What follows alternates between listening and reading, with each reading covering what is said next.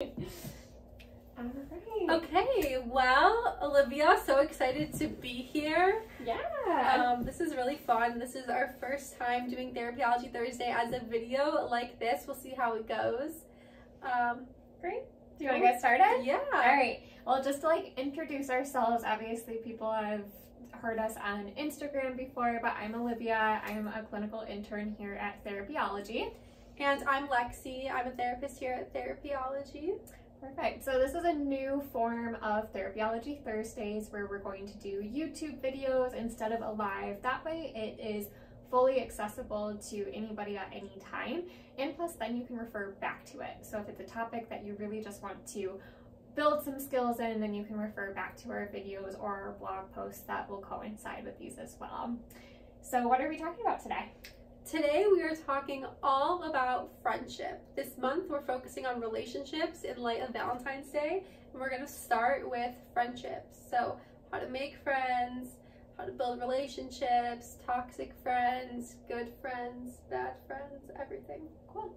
And what is this inspired by? Because I think you told me about a book yes. that you read. So here it is. This is actually inspired by a book called How to Break Up with Your Friends that I actually found from a podcast over the summer when I felt like it was time to reevaluate some friendships. Yeah. And I found it and I was like, absolutely, I'm reading it. And I read it, annotated it, fell in love with it, love it. And a lot of the work I do with my clients has to do with relationships and friendships as well. And a lot of what I learned in this book I use in session, and I'm excited to share it with more people. Cool. Awesome. So do you want to dive into some questions? Yeah, let's do it. Cool. So let's begin with the basics. So what exactly are the different types of friendships? Yes. So in the book, Erin, the author, describes that there's like 3 layers of friendships. So you have your outer layer, which would be acquaintances. So maybe it's people that like you see in the store and you're excited to like say hi, how are you, catch up briefly, but you're probably not hanging out with them on like a Saturday night, right, or like a weekend, your free time. Maybe like friends of a friends, things like that. And then the middle layer would be middle friends. So maybe work friends who you see on a day-to-day basis. Also, you're not necessarily hanging out with them all the time, but you see them every day so they know what's going on in your life. Yeah. You also have like, if you're a mom, maybe mom friends. So like if your kids are in school together, you're carpooling, that sort of stuff, you're going through that life stage through your children together, sort of friends. And those friends, all middle friends can move to closer friends as well, but so now they're in the middle stages. School friends, maybe you hang out with them in class, again, not really hanging out with them all the time, but you're pretty close to them. And then you have the inner circle, which is your best friends, like your ride or dies. You can be very vulnerable with them. You've built the friendship over time. You have a lot in common. You can learn from each other. You can poke fun at each other because you're that close. Yeah. Yeah. Very cool. And I think we can all think of like different friends that we have in each stage of those circles. And I think it's good to like normalize that there's different types of friendships. Totally, totally. Like you're not gonna have, not every person can be your best friend, right? Exactly. Right? So you need lots of people in your life for different reasons. Yeah. People serve different purposes in your life at different times too. Like I was saying, like your middle friends might become your best friends forever, or vice versa. Or like it's situational, you know, like if you are living with someone in college and you hang out with them a lot because you live with them and then you move on, maybe you're not as close with them. Yeah. You can still pour over memories with them. Yeah. And so knowing these types of friendships and the different types that there are and how they can be really good friends or sometimes just acquaintances helps us analyze the friendships that we already have. Yes, totally. Okay. So how do we begin to analyze those relationships that we already have? It's a great question.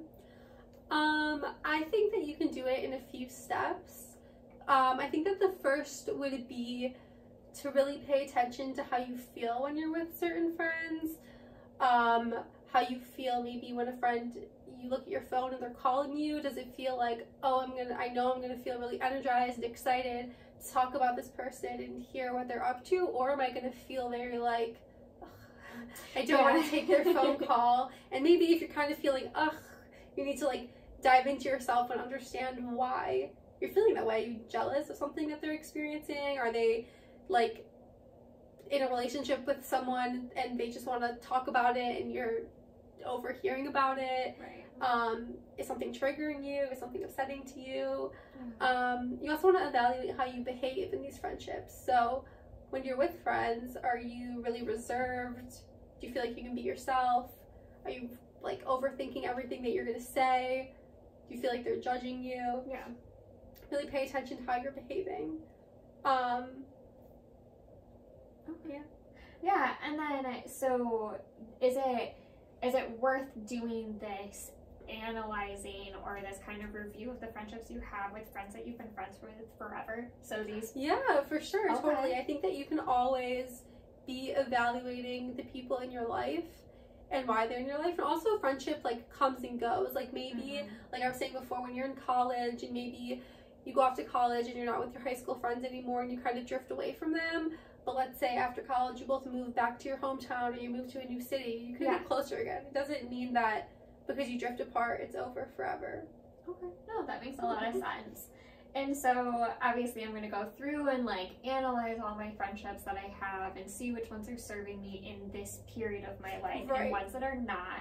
But like what do I even do with those that are not serving me? So what if I find out that a friend that I have that I've probably noticed signs of not enjoying our friendship, but how do I navigate that? Yeah. Well, I think that if it's someone that you've been friends with for a really long time, out of respect for your relationship, it probably, you can have a conversation with them and tell them how you're feeling from your point of view. It's really important to stay away from blaming your friends, like, you don't make time for me, you don't listen to me, you don't care what I have to say, all of that, and make it more about you. Like, I feel like sometimes when I talk to you, you aren't really listening to what I'm saying, and it's really hard to continue to be friends with you in that way. I think that first, you don't need to just like be like, I'm ending this friendship right away. I think you can have conversation about it and then, you know, talk about how you want to move forward in the friendship. It would really help if we set aside a time for 20 minutes a week or 20 minutes every other week to just like talk on the phone, because like maybe you're going through something and you really need your friend. And if you feel like your friend can't do that, maybe again you have to reevaluate what you really want from that relationship. Yeah, so it sounds like we have to make sure that our expectations are kind of like attainable, right? They're realistic. And so it's important to recognize that, and if those expectations haven't been like voiced yet, then we need to give them an opportunity to make those and then reevaluate again. Totally. I hear a lot of the time from some clients where they're like, well, my friend didn't text me after I had this big test. I'm like, well, did they know? Right. Did they know? And they're like, well, not really. I didn't tell anyone I was taking the ACT this weekend.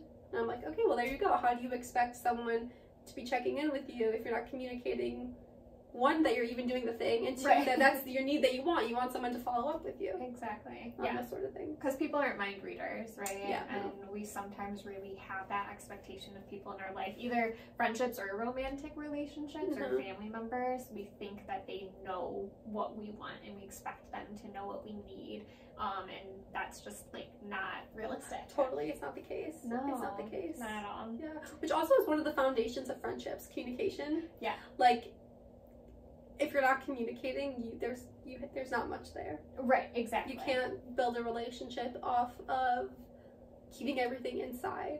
That's why relationships are really hard, because you have to be vulnerable with your friends and tell them how you're feeling constantly. Not like overload, but if something's bothering you, and you know, tell them as you go so it doesn't build up and explode. Exactly. Right. And I think sometimes friends will kind of get the feeling that something's wrong, and then that builds tension. You get vibes. Yes. Like, you're in your gut, and like, you get vibes. Yeah. Great. So, what about, like, talk to me about visualizing without somebody in your life, and then also, like, do we have to end friendships? Yeah. So the idea of visualizing what your life would be like without someone is so that you can really like, I think it's easy that when you're upset to be very impulsive and maybe send a text or a phone call or block someone, because you're pissed off, when really that's your emotions driving you, when really maybe you should take a step back and really understand, and again visualize, like, what would life be like without this person? If like you always like celebrate birthdays with them, or you have like these really special memories, or you go on vacations together, or you just have fun traditions in your friendship, like what would life be like in the absence of that? Can you do that? Is it really worth ending like your whole friendship? And because there's gonna be a void there, and it's also a grieving process when you lose friends. 100%. Definitely. So what would it be like if you end friendships? Is it gonna kind of crumble your friend group? Yeah, that's a good point. And if it does, okay, maybe you're doing what's best for you. You have to think about, who do you need to tell that you're not friends anymore? Like, I know in romantic relationships, a lot of people, when they break up with their partner, they tell their close friends or family that it's over, so that your family doesn't keep asking about this person. You can do the same thing with a friendship too. Like, hey, actually me and so are kind of like on a friendship break thing right now. Like, I don't really want to talk about it yet, but it would really be helpful if you don't ask me about it. I'll talk to you about it if I need to and when I'm ready. And I'm sure that helps with like making plans with people too. That when you're very, totally. If it is something that disrupts the kind of environment of a friend group and disrupts that like homeostasis, then it's important to be open about maybe not being friends with someone. That way you aren't put in a position where you have to be face to face with them if you're not ready yet, or like you don't want anything to be confrontational. So because it could be totally awkward if you're going somewhere and you have no idea that that person is going to be there. But also on the other account, it can also be awkward if like everyone's talking about the fact that it's awkward too. So I think it's also important to pour work into yourself and figure out how you can like stabilize your mood and your tone in the presence of that person, so you're not like causing drama or disruption disruption not making it awkward and even not like and not getting upset not getting upset and just really kind of giving yourself the space to prep for that, because I think often we're like we're just expecting to not run into them, or we have an idea of what might happen if we run into a person, but you actually have to like prep yourself and prepare for it and kind of coach yourself how you would respond if you had to be face to face with this person. Oh my gosh, it is so awkward when you run into someone who you used to be friends with. It doesn't need to be awkward though. No, it doesn't need to be like, just say hi. No, it doesn't need to be awkward. It doesn't. And I think why it does get awkward is if there is that like unfinished business, or you feel like there needs to be closure, when in reality people drift apart. Like it happens, and as you've said in detailing the different types of friendships, like they ebb and flow, they take breaks, they don't take breaks. Not everything needs to be this big final end and this big final closure. So that kind of brings us into like, does it actually need to be a final closure? I don't know. I don't know how I feel about closure, like one last conversation, like one last end, because I find that it just becomes like hurtful. I feel like time has to pass before you can really like rehash maybe the falling out. And even does there need to be an apology or anything in order for you to forgive the situation? Because who is that serving at that point? Is it actually going to dredge up things, or is it going to help you close it? Because I think those are two things you need to analyze, is am I approaching this in wanting closure because it's going to close the chapter, or is it because it's dredging up things again? Yes, that is so true. That is so true. That's a really great question. I feel like the best kind of closure would be self-reflection and knowing what you did in the relationship and really taking ownership of that and working towards accepting that like maybe you weren't the best friend in the relationship. Maybe you put other people first. Maybe you said something really hurtful, and watching yourself in future relationships and next time to heal and make up for some past mistakes that you made. And also considering maybe if your friend did something hurtful to you, what were they going through? Were they reacting to what you were doing? Like, get curious. Yeah, because it's like what that new Taylor Swift song. Like, Yeah. It's me, I'm the problem, it's me. Like sometimes we do have to do that reflection on what role did I play in these relationships that I have, and maybe even like patterns that we have in relationships. Yes. So do we maybe have like certain relationship faux pas that we have that are patterns? Patterns? I mean, yeah, I think so, totally. I mean, I think it's pretty typical for like high school or like just people in general to be like really upset about friendships and things like that, or maybe you're always the person that's getting left out, and it's really important to dig deep and understand, are you upsetting, are you hurting your friends, are you being offensive, are you bringing like clickiness and drama into the group, are your priorities different, are you on the dance team and are you really busy, and like your friends feel like because you can never come you don't care, are you expressing that you care and you want to come but you can't because you have other commitments, like what's really going on there, because there's probably, if you're really practicing self-awareness and like working with a therapist and talking with friends and family and understanding what you bring to the relationship, then you can probably work that out. Yeah, right, exactly. There's like a it's hard little work, bit of, a little bit of accountability in yourself to really do the work and put in the work to be a good friend, essentially, and a good partner in a relationship. And then how does that, do you think it affects us like as adults too? So how we have relationships as kids and teens. What about like how does that affect us as an adult? Totally. Well, I talk with a lot of my clients about how they feel like when they were younger they had a lot of good friends, and now that they're older it's like where are my people at? Like what's going on? How come I don't have friends? First of all, it's so hard, and second of all, when you're a kid, it's like you like the swings, I like the swings, now we're best friends for life, okay? And then like you're kind of like grandfathered in. Like I know some of my best friends, if I met them today, would I be friends with them? I don't know. I'm not really sure.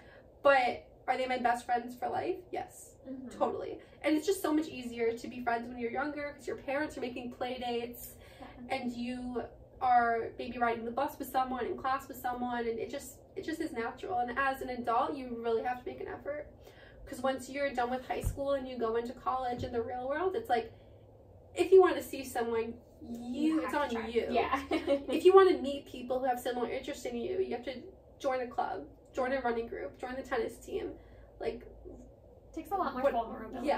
Totally. And, like, putting yourself out there. Totally. Get involved in organizations on campus, like volunteering organizations, things like that. Book clubs. And it takes effort, and it's really hard.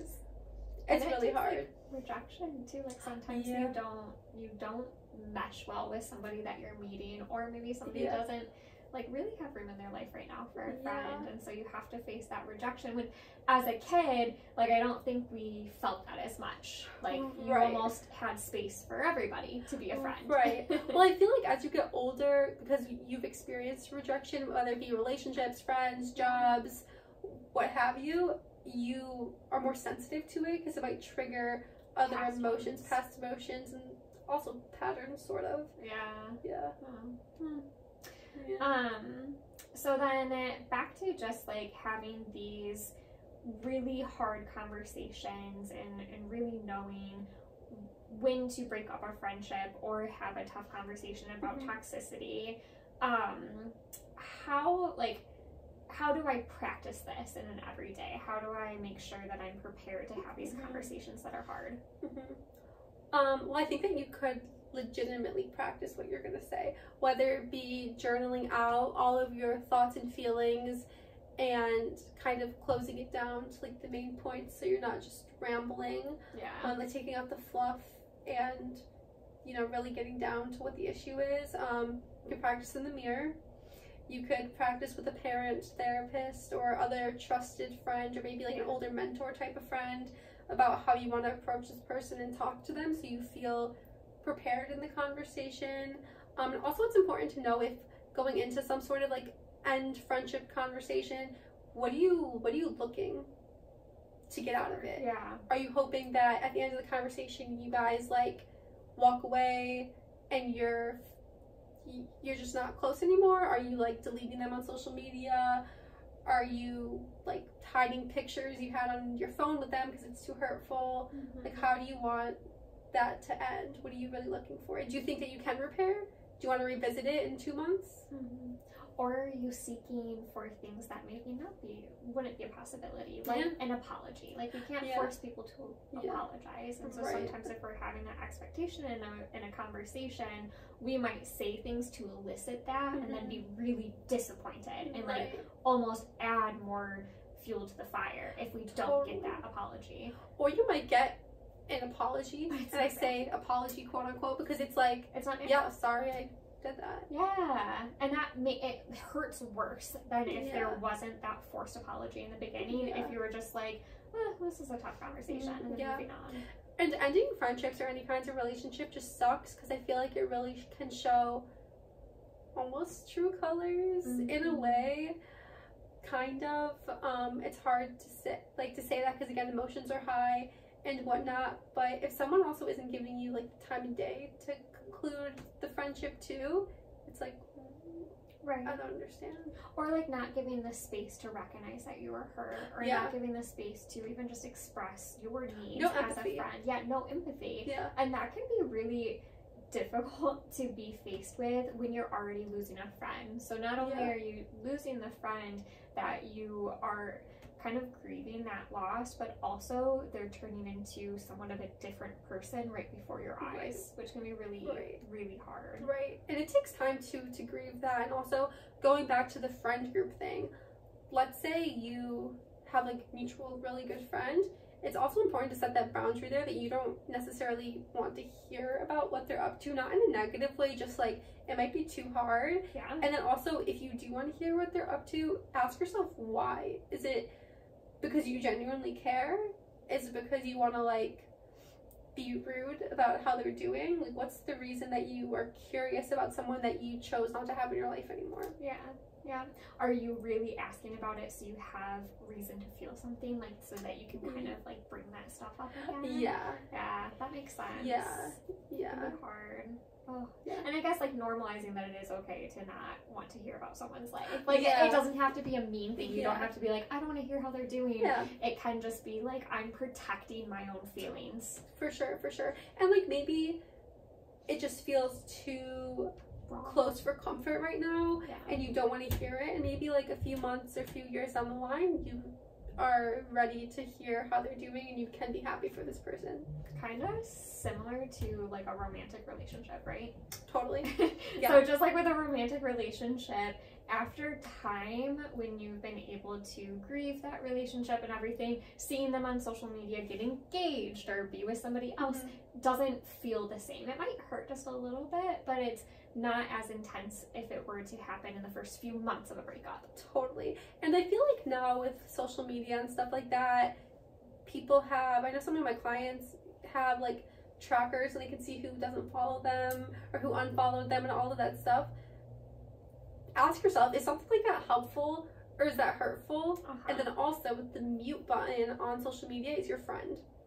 Mute them so you can't see them, and then if you want to check up on them, you have the option, and it's not like they're totally blocked, because that also sends some kind of message to them too. And also, let's say you post something to your story and your old friend sees it and it was kind of like a subtweet to them and they don't respond to it. I feel like that's also hurtful too. So you could mute them from seeing your stuff.